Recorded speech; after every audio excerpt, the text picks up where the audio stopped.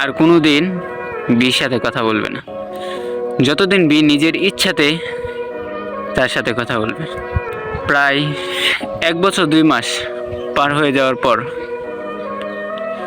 B এর সাথে কথা বলে। এর মাঝে আমার সাথে অনেকবারই দেখা হয়েছিল বীর, কিন্তু বি কথা বলেনি। এও কখনো কথা বলার চেষ্টাও করেনি, সবসময় তাকে এড়িয়ে চলে গিয়েছিল। কিন্তু ওই দিন যেতে পারেনি। বি বলে, হ্যাঁ কে, কেমন আছো, ভুলে গেছো, কথাও তো বলো না এখন।